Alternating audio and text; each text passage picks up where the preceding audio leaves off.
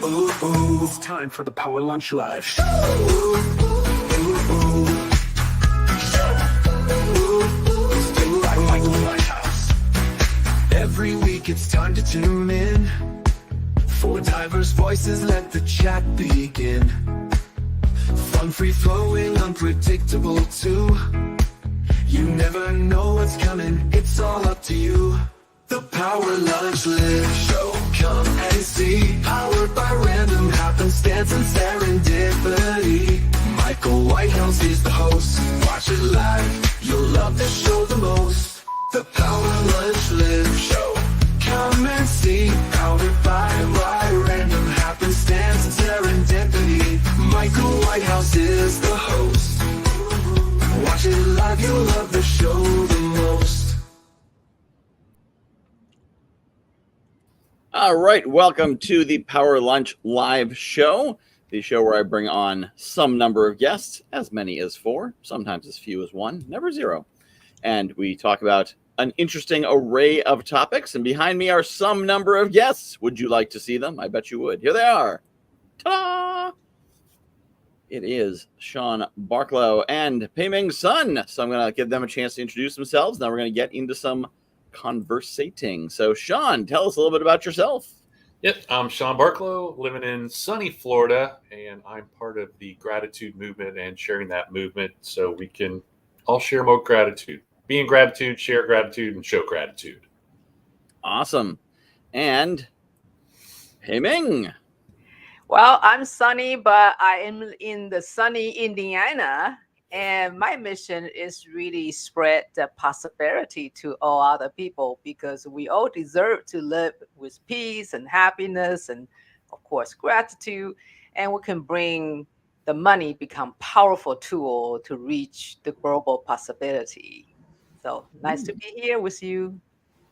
Fantastic. Welcome. I'm actually, I'm in a play which takes place in Indiana. It's called The Nerd in our local community theater. Never been to a play before, but it's in Terre Haute, Indiana, is where the play is set. So I've driven through Indiana. That's about all I know of it. The Crossroad America. Yes. Everybody drove, right? Yep. Some long, straight highways there. So, Shawn, I'm going to have you lead us off, giving us our first topic of discussion. So you got 2, 3, 4-ish minutes. Share whatever message you would like to share. So with the gratitude movement, I come from a banking background and financial background, and I joke that when I started back in the day, there really wasn't a lot of gratitude and kindness and empathy in business. And today, you know what I kind of throw out there that I think there is, and I think it's needed. And I think employees look for it, owners look for it. And, you know, when we lead with gratitude, it just trickles down to everything in an organization. So what do you think of that? All right. And so the gratitude movement, is that like an army of gratitude, or what form does that take? So gratitude, we share it with promptings and send out cards of, you know, cards, gifts. And like I said, you know, being in gratitude as much as possible. I'm not Pollyanna to think you can be 24/7. You know, show gratitude, you know, through people you think of, through your business, and then share it. You know, find others that want to do the same thing. And, you know, I have 2 young grandchildren, and I'd love to leave this world a little better than I came into it. And, you know, a little more gratitude. And that's just what we're all about. So. I love that concept. I don't know if you know, I wrote a book called The View from the Deck, if I can get it down here. Thoughts on values, vision, and gratitude. Perfect. So that is a topic I know enough to have written a third of a book about, at least. It's funny you're saying about how business didn't used to have so much of that in it. So the play I'm in is called The Nerd. It was written in 1979. And one of the themes is sort of that interplay between the young generation of people who, you know, want to live life and be creative, and the older generation who's all like serious money, serious, no, you know, I think the description of my character, because I'm, of course, the old one, the description of my character is hasn't laughed in 47 years, or no, has not smiled in 47 years, and even then it was probably just gas. So, because he's a serious businessman, he doesn't want any ornamentation, doesn't want any jokes. He just wants to do business and make money, because making money is fun, and that's I am having a great deal of fun here in this very serious conversation. So it's interesting, that theme, that's that pull between like the serious business and living life. Well, I just recently read a book by Ken Honda talk about happy money, because that really, when you talk about money and business and gratitude, they're actually the same energy fields, right? If you want to have a great money, you need to have a great positivity for that money flow, so they can flow back to you. If you just get a lot of stress and negativity and seriousness, I only need in, I don't need out, then the flow is not flowing, right? And you're just bringing more stress and struggles. So I love this idea, Shawn, just send gratitude and it coming back to you in different form, right? It's all abundance, all positivity there. No, Sonny, you're right. And what you appreciate appreciates. So if you appreciate money, it'll appreciate. If you appreciate kindness, that appreciates. If you appreciate a scarcity mindset, unfortunately, that appreciates. So you're right.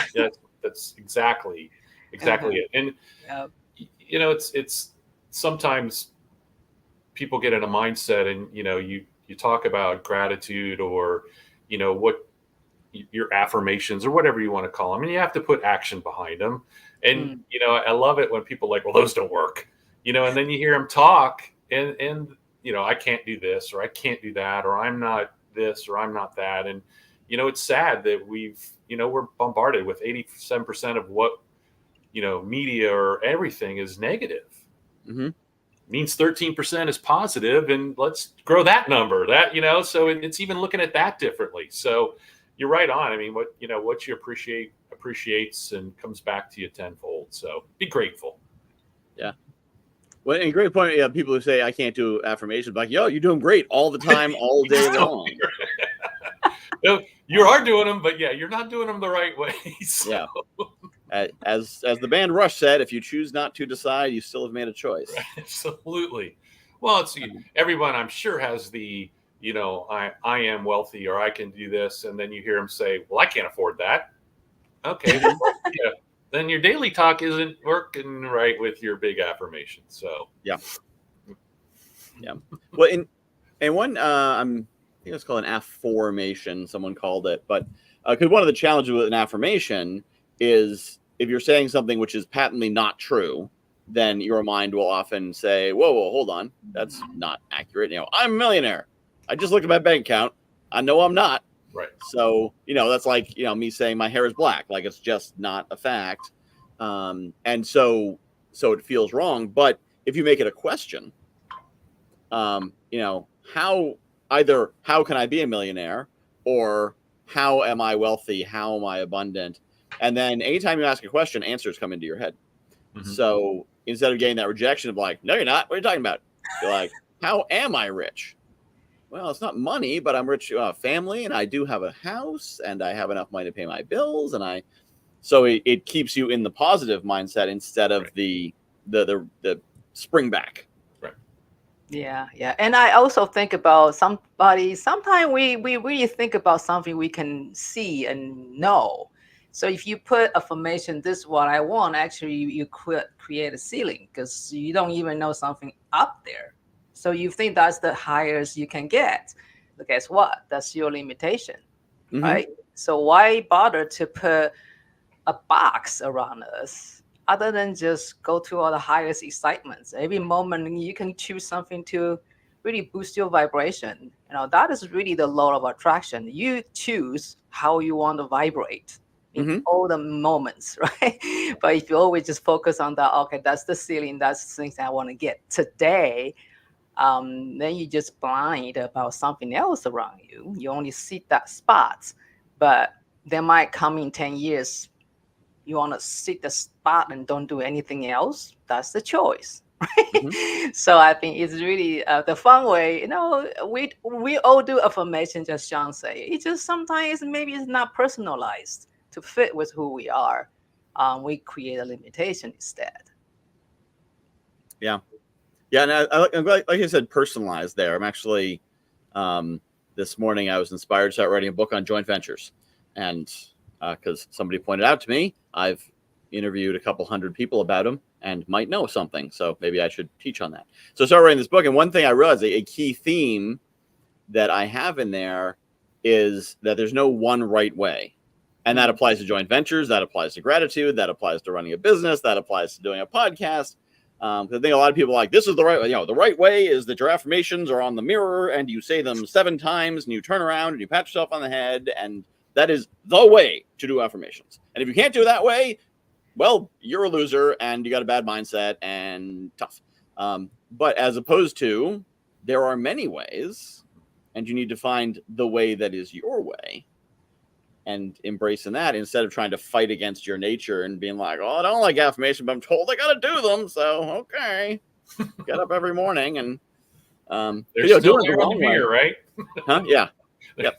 Well, like you said, Michael, I'm a millionaire. Your mind went, no. But if you say, I'm making an extra $1,000 a month. Oh, I could buy into that. And then you reset. Yep. I mean, I think, because in it's a network marketing business, and we're not allowed to, we're not even allowed to talk about money.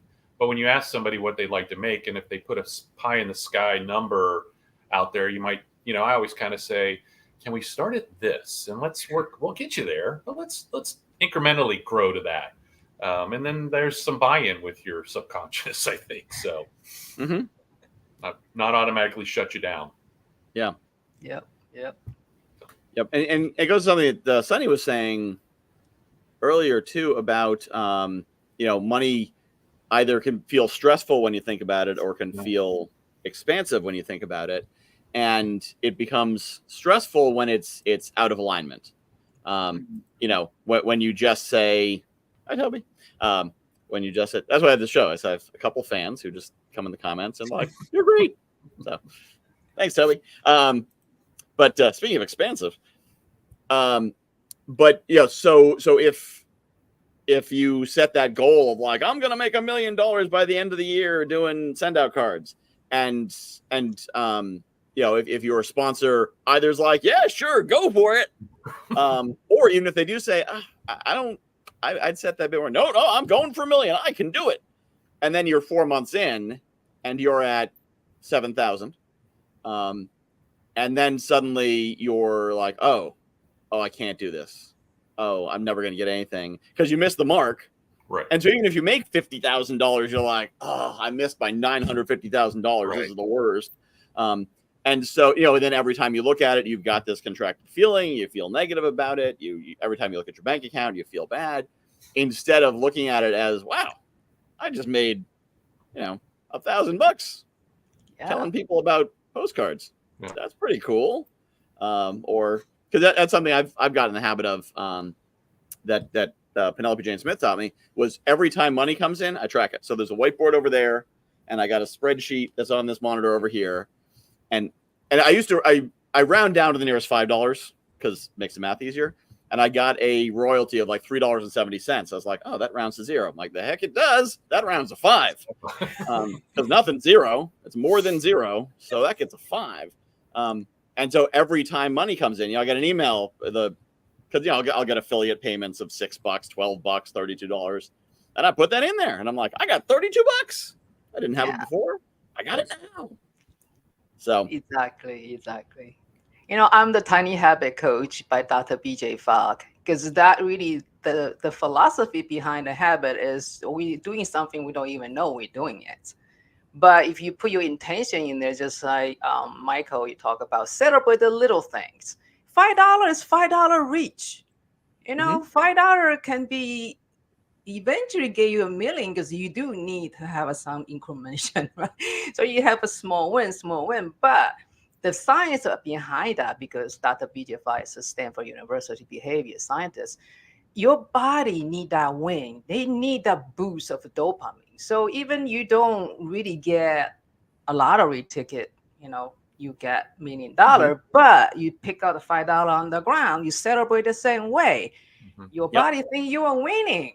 So you got all the boost of the energy. They can do more other things.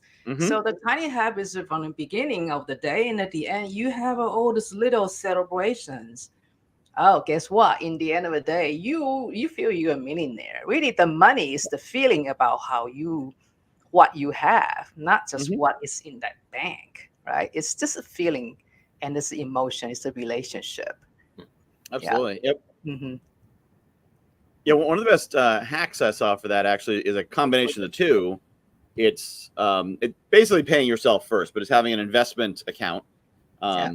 So money an account that money never comes out of except to go into a different investment. So it starts in a high interest savings account, and then it goes into stocks or buying an Airbnb or what. Something's going to make more money.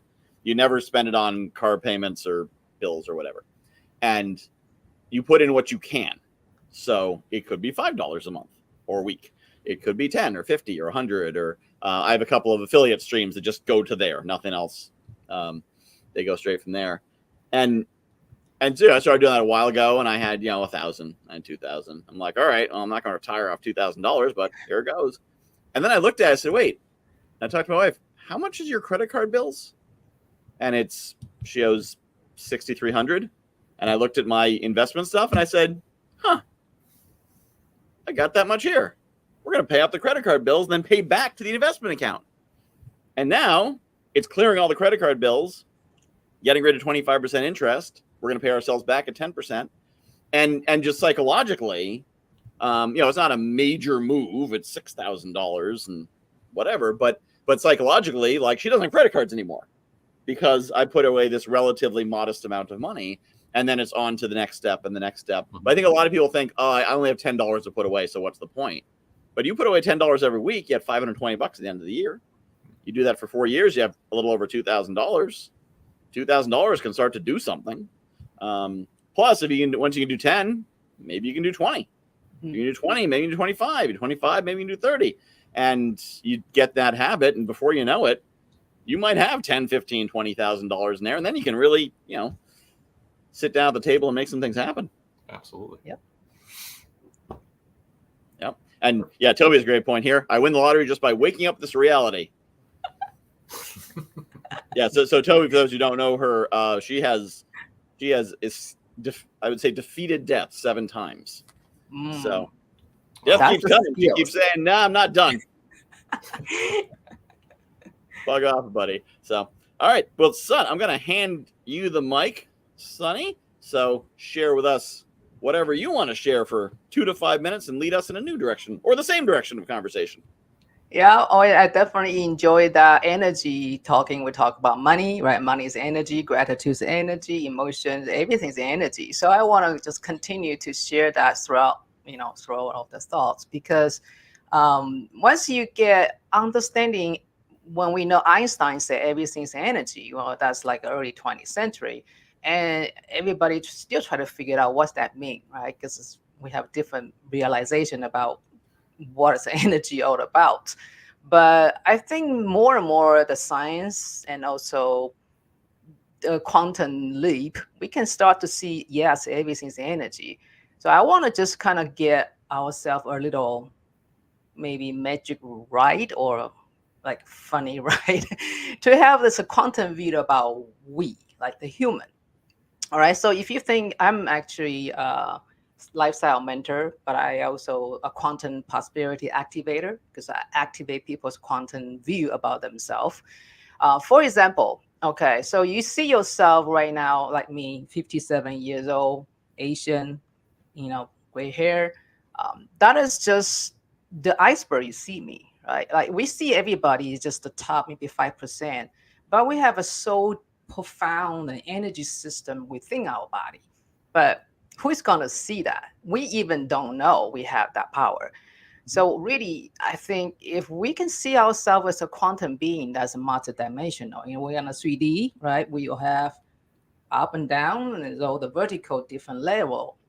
But if you can connect with all that and know you can be all that, and other to limit to yourself in the 3D, oh, I'm aging, I'm this and that. Yeah, that's your 3D reality, but you don't really just live in that level.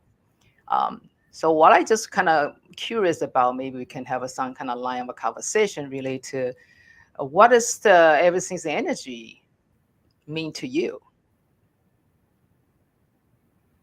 open it back up here. Yeah,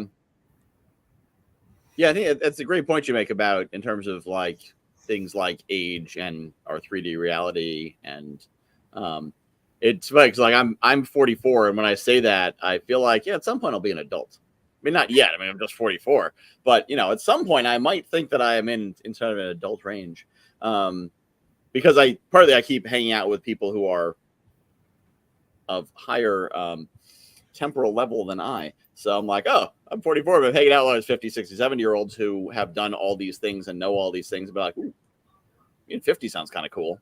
People know even more stuff at that point. But I think part of that perspective of, as opposed to like, oh, time's running out. Yeah, it's funny how, you know, a kid who's 12, college feels about a million years away. But if someone's 65, they're like, well, yes, time's pretty much done. They statistically have about 15 or 20 years left. But they're like, nope, I'm pretty much towards the end here. Only got 20 years left. Like 20 years? That's a little while. So. Yeah, or you know, I'm also a DNA scientist because all my career I'm working in pharmaceutical clone DNA, so I manipulate bacterial DNA quite a while. But now I see DNA as a different view, as a quantum view, because DNA is just a device our body has, so we can receive the information from the environment. Because you might hear about this called epigenetics. So that's actually our lifestyle, our frequency around our body. So we can actually turn on and off by the epigenetic source. So what I'm just want to mention about that, like the current science study, the stem cells, we can actually, everybody, a normal people, their lifespan should be 120 years. But you look around, ooh, who's doing that still has a great body, right? They might be still breathing, but like my father's 93, he's still in a good shape. He can still communicate, but his hearing's gone, right? So you will have some kind of coming and going. I don't want to call like dying, because that is just the energy flowing in a different form, and we maybe have a different function we don't know we have. But I want to emphasize that if everything's the energy, did you feel you have a more control or you have a less control? For me, it's actually more control, to be honest, because then you can flow with it. You don't need to see it before you can do it. And that becomes powerful, right? You can shift your mind. You can just manifesting anything through that imagination. And you don't need to see it and say, oh, I get it done. Then you celebrate. You just celebrate because you just send the thought out. Then see what happened, right? Just like little kids waiting for something going to happen. With that high vibration, something really going to happen. Maybe not exactly match with what you asked for, but life can be very powerful and fun, and you don't need to limit anything. So for me, if anything's energy, for me is actually a great news, right? Then we can really have fun and just think about something, ask for something, and see what happens. Yeah, that's great. I mean, I think we're energy beings, but I think our mindset gets in the way sometimes. Just like Michael talked, like I'm 65. Oh God, I don't have much time left, And we've all, I think the joke, we've all met that 25-year-old that has already died. They're just waiting to live another 50 years. Yeah. But it's mindset. I mean, if I'm 60 and I joke that, well, that was my 13-year-old self coming out. Sorry. But I mean, it is. I mean, it's just your view. You have biases as you grow up, but if you feel vibrant and your energy is high, and I'm not, I might be in a 60-year-old body, but my brain isn't 60 most days. So again, it's just all mindset. I just don't think the average person realizes how much we can control of our life with just our thoughts. And the more positive you are, I think the better outcomes we have with everything that we do. So. Yeah, one of the concepts in my book, The View from the Deck, Thoughts on Values, Vision, and Gratitude, the reason it's values, vision, and gratitude is I realized that gratitude has to balance vision. Because if you are visioning well, then your current life by comparison kind of stinks. Right? You're imagining your perfect life. you're living with just who you want to live with, doing everything you want to do, where you want, how you want, all that. And if you hold that up side by side with your current day, it's gonna, the current day is gonna look pretty mediocre because every single element's gonna be improved in the vision. So gratitude is to balance that, because without the gratitude, if you just have that comparison, you look at everything you have now and be like, meh, this is kind of crap. I can't wait for it to get better. But it never gets better because every tool that you have that can get you there is in the present. So if you are poo-pooing everything you currently have, you can never get to where you want to go with that vision. So part of the concept is the gratitude to appreciate what you have. So you're not like, my email list isn't that big. When it's bigger, then it's better. Or my business isn't making enough money. But when it's making more money, certain things will happen. Like, I can't do this because I got the kids in the house and they're distracting. But guess what? At some point, the kids are going to grow up. One, you're going to wish you didn't fast forward through this time. And two, you'll find something else to be distracted by. So there's always something in the present to blame. But at the same time, you can also point to that gratitude and be like, wow, I've got this great audience, or I got the business that's bringing in this much, or I have this much knowledge, or, to what you're saying about age, you don't really lose anything as you age until a certain point. It's all trade-offs. Then when you're young, you're healthy, you're energetic, you're full of enthusiasm. You're also stupid, have poor judgment, lack of experience. I wouldn't trade being, now for 21 for anything in the world. And then as you get older, you trade off some of the maybe energy, physical fitness, things like that. But you gain experience, wisdom, resources, connections, respectability. With I don't know about the two of you, but I know for me, I rarely have people, when I say something, ask for my credentials, even if they don't know me. I come in, gray hair, gray beard, and I'm like, this is the way things are. They're like, yeah, you have white hair. You probably know something. Okay, yes. It's an asset. I started going gray in my early 30s too, which helped. So I'd walk in my early 30s. I'd be like, yeah, so this is how you do things. And people would say, he's got gray hair. He probably knows what he's talking about. Maybe I did. Maybe I didn't. But I leveraged the asset because I looked for what's the asset here, and not, I got gray hair, now I look old. I joke with my daughter. My daughter, 10 years old, she's like, I can't wait till I have gray hair. Just for Men commercial came on. I'm like, can you believe people pay to dye their gray hair back to black? She's like, why would they do that? But that's fun, right? That's how I say, oh, my mother's 85 and she's totally silver, everything, but she still do every chore herself in Taiwan. And I just, I want just like her with the shiny hair, but I think I just have to deal with right now with the salt and pepper. But I accept that. That's the process. In order to get that, you have to, just like you said, transform in the process. Something need to go. So it's the same thing as the energy is always coming and going, and just how we give the definition. Like something, maybe, for example, something collapsing, something's disappear and change different form. But it depends on how the relationship with that thing, right? You totally too attached, and that's how you become suffering. You feel resistant because it's supposed to go, and something can come in, but you're holding on that, and how those new things can come in.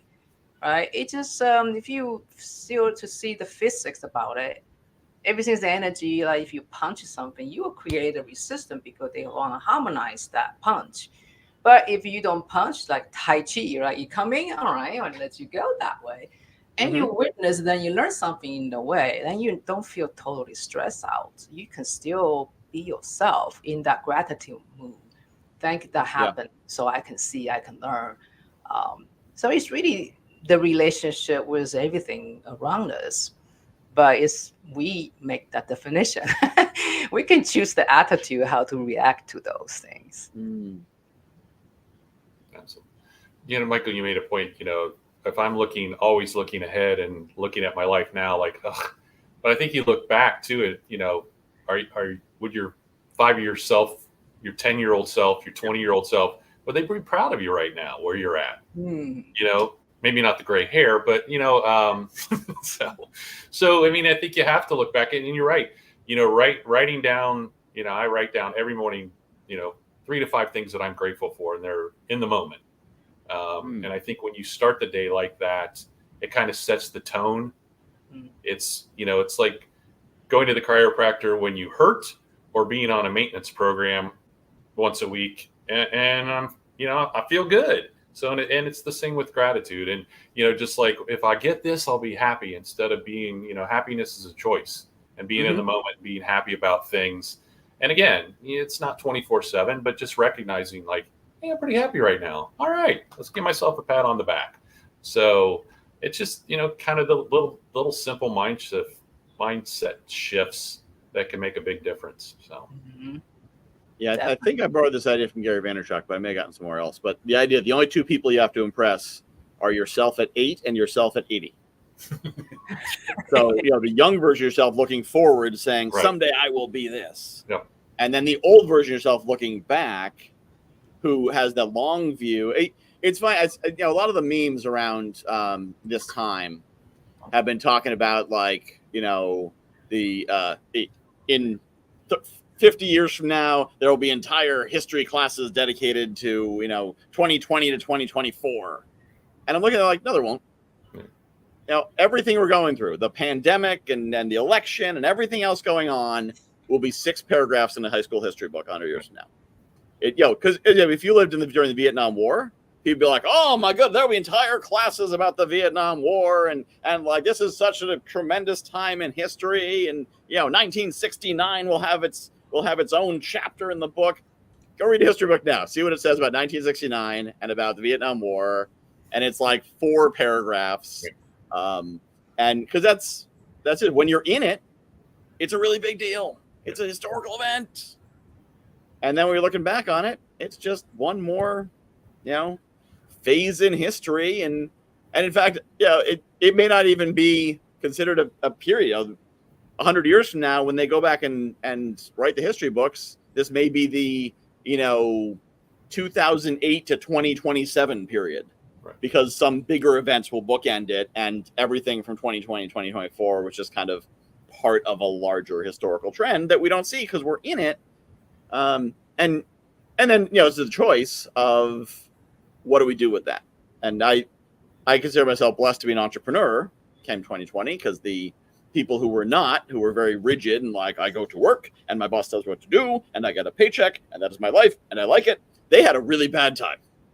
Entrepreneurs hit 2020 and said, oh, what's next? Yeah. Oh, this is different. Interesting. Okay. So how do we play, how are we playing now? I saw a meme that's as in, I think early 2021, this went around.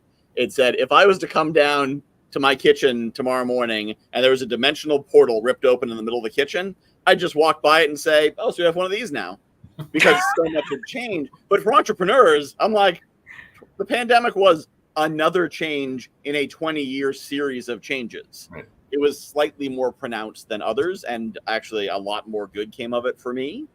My whole global connection, just, this show, my network, my business, everything was from 2020. But, it's about that accepting, like, yeah, things change. Well, Sunny, you were saying that about attachment is the cause of suffering, that when people are attached to their job and their lifestyle and their hobbies and their habits, then that's when 2020 was terrible for them. But people who are just used to flowing, they'll be like, all right, things are different now. So, we reshuffled the deck. Maybe there's a better card on top. Let's try drawing one, see what happens. Yeah, I like the idea that, it's like, we don't want to be like a gambler, but we don't really want to be like everything's set. Like, we need to have some risk taking, right? We just get out there and see what is in the wild and change the lifestyle, everything like that. And I recently had to reconnect my heritage. I read this I Ching. It's just called hexagram. It's also a book of changes. It's all the symbol about lines and hexagrams and all this natural phenomena. And I just flow with them because everything I learned, the essence for it is really the name, the book of changes. Like, everything is changing, but within that change is also consistent, because change is the consistent, right? It's always have a change. So once you understand the flow, then if you want to be part of the nature, be the change. If you don't like this, change. If you like it, make it better. So you still change.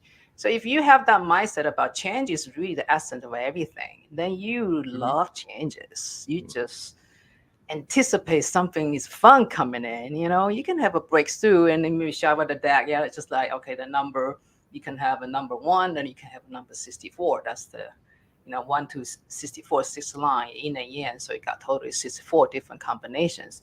And every day can be a fun number. We just flow with it and see what happens, right? That's actually my lifestyle now. Every morning I do the meditation, I pull out a card, then I look at that. Oh, that is the insights I can contemplate on. Then I do find something will happen align with that card. So that is really fun game I'm playing right now. Cool. Yeah, I like that. And that's we're pattern finding creatures. So if once you put an idea, reticular activating system, all that, once the thought's in your head, you're going to start looking for it. So it's not even so much a supernatural thing as simply having a deck of things to look for, and those reminders is very powerful. That's part of affirmations are for too. It's to give you a reason to look for the evidence and what you're looking for evidence of. And you can't keep looking for like, hey, today I'm going to look for evidence of I'm wealthy, and tomorrow I'm going to look for evidence of I'm wealthy. I'm wealthy. And after 4 days, you're like, okay, yeah, I've seen everything there is. I'm bored now. But if you change it up, and today I'm looking for evidence of I'm lucky. And now I'm looking for evidence of a lot of people like me. And now I'm looking for evidence of wealth comes to me. It's something new every time, and you keep seeing new things. Mm-hmm.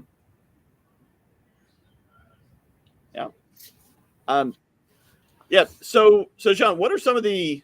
So it's easy to be grateful when things are going well, and to try to look for the good things. What would you say for when things are going bad? I mean, now obviously you wouldn't say this to someone when things are going badly because it's a jerk thing to do. But for someone who's listening in the audience, if things are going really badly, loss in the family or about to lose their home or serious illness or something like that, how do you find gratitude in the really bad times? I think, and this may sound Pollyanna for me, it's that there's always something to be grateful for. Maybe you're losing everything, but I'm grateful that I'm in great health. So, and then, I think you have to be a little lighthearted about it. And, I would go the joke route and say, well, they can't take my health. Hopefully, let's knock on some wood. Yeah. But I think you look at that case, maybe you do some research and find others that have gone through that. And, what was the outcome from that? And as Sonny said, the change is constant. If I saw something the other day and I think it was Tom Hanks, and he said, if everything's crappy, this too shall pass. If everything's going well, yes, this too shall pass. And I think it's just having perspective that, we have ebbs and flows in our life. I mean, and the older you get, you figure out and you look back, and I think you can say, that really wasn't working out, but look what happened from that when that didn't work out. Look how well this worked out for me. So it's having perspective of, maybe looking back at other times in your life that something really shitty has happened, but because of it, something great came out of it. It's just, I think, having perspective and if you have kids, I mean, I've got healthy kids. I'm grateful for that. Yep. My shoes don't have holes in them. I'm grateful for that. And it is hard when someone's in, a bad place, that they had something bad happen and then it steamrolled into other things. And it's hard to, tell. And, it's hard. Well, just look on the bright side. Okay, that doesn't work in every case. So I'll give you a bright side. Yeah. How is my kid being sick, bro? Where's that bright side? So, I mean, just looking at the little things that you have in your life, and it maybe I had a moment of calmness today, and I'm grateful for that. So I think just look and building on that. Yeah. I think a great point there. You talk about, losing everything. So I've talked to a lot of people. I've interviewed over 200 people on my Guy Knows a Guy podcast, and a lot of them were wealthy in 2007. They are wealthy now. There was a time between when they weren't. Yeah. And they often use that phrase, lost everything. lost everything. I lost everything. And because it felt like they lost everything, because they went from a net worth of, $19 million to a net worth of negative $130,000. So it looked like they lost everything. But if you were to actually do an assessment of what they had at the point when they lost everything, they probably still had a car, still had a phone, maybe still had a place to live, maybe still had a spouse, their kids, their friends, their network, their knowledge. They might have even still had financial assets and resources available, although sometimes you have a financial cascade that does actually clean you out. But if you're here to tell me the story, you couldn't have lost everything. Right. Because, True. that old joke, but did you die? Yes. So you never lose. If you're here to tell the story about it, you couldn't have lost everything because you came back out of it somehow with something. And I think that's the perspective, but it's easy to feel like, oh, my car, and sometimes it is, it's you certainly can't tell. So, if they lose a child or they lose, a home or or two or three catastrophic things hit together, they feel like, but still, if they were to make a list, one thing I point out is if you take the 5 worst parts of any day, then it's going to look like a really bad day. If you take the 5 best parts of any day, it's going to look like a really good day. Right. The day when you lost a child, or the day when you got fired, or the day when your entire business collapsed. Take the 5 best parts of that day. And if you just describe that day as, the sun was shining and the skies were really blue, I woke up feeling pretty good. My dog was really affectionate. I had a great breakfast, and I went for a great run. Oh, it sounds like a pretty good day.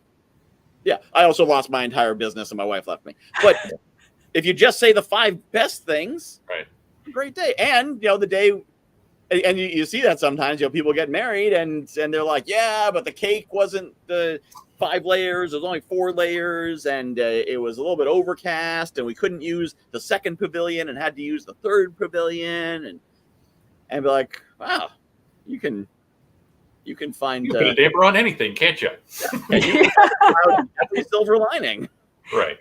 Yeah. Well, I mean, they just their habits, right? They have to get into the blaming, complaining, and shaming. They always talk about find a reason. If it's really some of us is really unconscious, our brain has been programmed to be like that.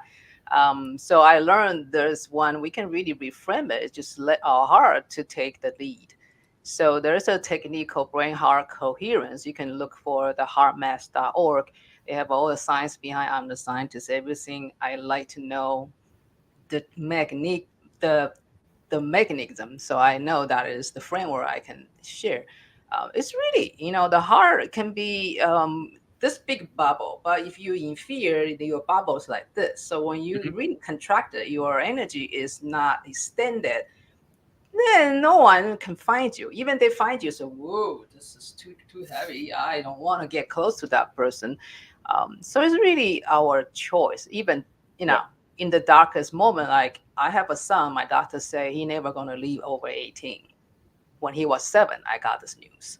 Okay, so I'm a single mom. I'm in caregiver. I have to give out everything. I cannot make money. I have to stay at home because I know he's gonna be needing me more than the corporate America as a scientist. So I quit without any plan, right? So fasting forward, I'm still have my house. I didn't lose, I didn't lose everything. I thought I did. But to go back to that, because that stressful life teach me how to be resilient. So if you can consider every adversity actually is your turning point. That's what I finally flip it after 30 years unhappy. But now I'm so happy because I say, God, what a ride. I can go there from here. So I become very powerful. I can share my story. Yeah. But it's really just a mindset shift. Once you see it, you get a different meaning for it, and things can be totally different. By the way, he's 27. He's still kicking. Good. Funny how that works. Yeah. Yeah. When you mentioned the habit thing, it made me realize something, because I think we're trained, because I remember I used to be like this, that you don't want to say good things out loud, because if you say something good, you jinxed it. Oh, look, the weather's beautiful. Oh, don't say that. You're gonna jinx it. And like that's in our culture. Like we have a term for it, but it's also in media, which is where we learn things from. You know, one of the lines I was here in my head. Do you remember the movie Moulin Rouge? The Buzz Lerman musical. So there's a scene in it where Ziegler, he says, everything's going so well, and everything goes bad after that line. Like everything's great until he says that, and then and that's, you know, that's the best example. But there's so many places in movies, or, you know, if anytime you see something well, you start getting anxious. We're trained by hundreds of movies, thousands of TV shows.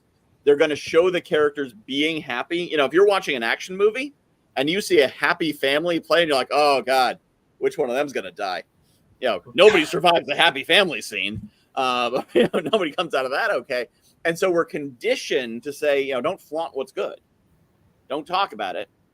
You know, don't bring attention to it. When in reality, the way the universe actually works is the more you focus on what's good, and the more you say, I have a happy family, and I have a nice car and a great house and a good life, and I love what I'm doing and everything's good, the more that's going to attract more of that. And it's not going to attract evil upon you. You know, the devil's not going to be like, oh, Sean's doing pretty good, let's take him down a notch. Now, if you're arrogant about it, if you're like, I have a great life because I'm better than you and I'm just awesome, that's when the world's going to take you down a peg. So I think what happens is someone will, you know, they'll have their wedding and they'll focus on things going wrong because they're afraid to focus on it was so good and I'm so happy to be married. And, you know, because if you know, you focus on that, well, you know, we've seen what happens in the movies when you do that. When you talk about the good stuff, that just means it's a target for the storyline to take it away. Yeah. Well, you know, I'm from the East. We all have a lot of those things. You know, when I growing up, don't do this, don't do that.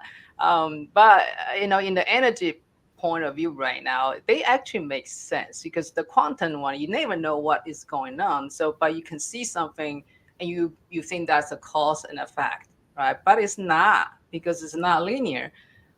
But we, just like you said, we're trying to see that pattern. We want to have a linear relationship with the A to B. Then we start to share that so-called wisdom. You know, I grow, you know, I walk through, you know, another path, so I know that's a reality all about. But you know, if we only honor our quantum reality, you don't want to know anything because if you know it, you have your limitation because you only focus on that. Whenever we think, we make it become the truth. So don't think anything you don't want to become. It just have some fun, flow with it. Yeah, thoughts become things, and it's kind of fascinating. These ideas that you know, some of them I only learned as little as 5 or 10 years ago, or even less, and only really started getting into our culture. I guess in the 50s and 60s they started to seep in, but you know, started to get to the mainstream about 20 years ago. Are now suddenly like this idea of gratitude. As I was driving Uber the other day, and I had 3 young 20-something girls in the car, and they were talking about some kind of challenge, and then one of them was like, "But you know, we really need to stop being grateful because we have our friends, and a lot of people don't have friends like that, and we've got this." And I'm like,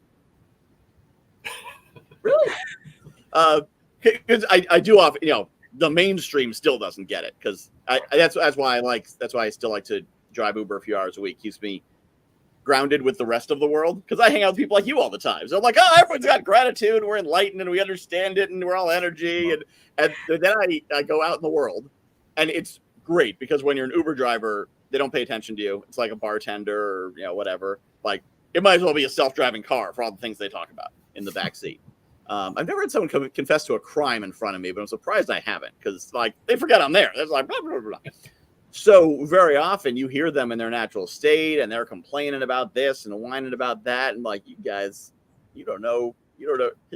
One, you don't know complaining, and 2, you don't know how good you have it. But at the same time, it's sometimes very gratifying to realize just random folks who don't know any coaches and don't listen to any podcasts or watch any of this stuff. Or just someone's like, oh, yeah, I work at McDonald's and I'm 17 years old. But yeah, listen to this great podcast by Alex Hermosi, or listen to this podcast by you know, Tony Robbins or whatever. And like, this stuff's so accessible now. It used to be you had to buy a $50 tape set or a $60 CD set of CDs to get this information. And now it's just you pull out your iPhone or your Android and you go, motivate me, teach me wisdom, and there it is.